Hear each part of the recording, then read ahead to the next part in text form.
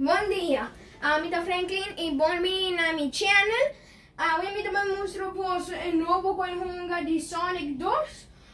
Chama Toy 1, 2 chama Toy 2, número 3 chama Toy 3 e número 4 chama Toy 4. Mi também mostro posso aqui número 1, que chama Sonic. Ata Sonic hidan kuta 1 bansa que tin. Sake tabing di kos e plus tabing com sticker.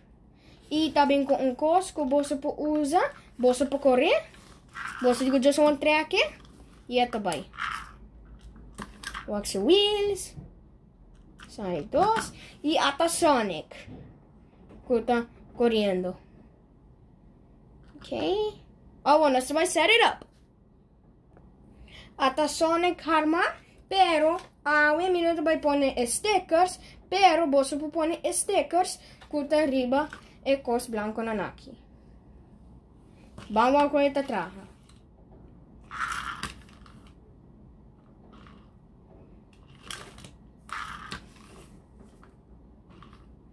Agora você vai para aqui número 2. Ata toy número 2 que chama Tails. Puta para aqui número 2. Até aqui. Ok. Ante eti mane nuvia blauw com wheels. Que pode só correr. Qualquer parte é bom. E plus também com stickers que você pode decorar. Até aqui não, vamos a coisa correr. Até aqui que não, passa maneto bulando. Bota hale, até vai.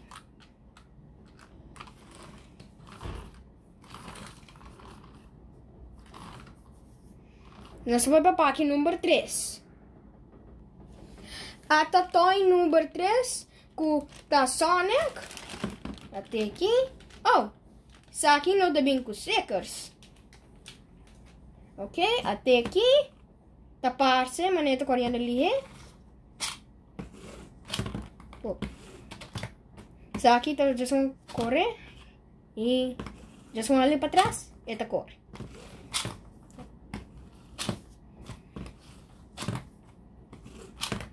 Agora nós vamos para aqui número 4. Até para aqui número 4, que chama Toy 4, que tem as atrobe. Até aqui. Agora nós vamos armar. Até tem as armas, então também com stickers. Para trás mostra uma instruction. Até tem as aqui não, vou poder só correr.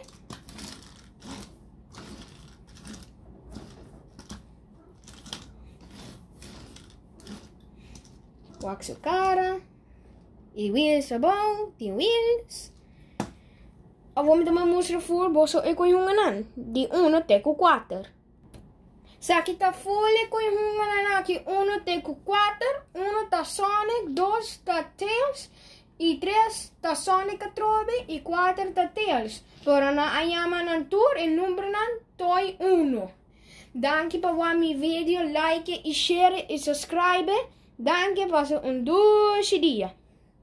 Aio!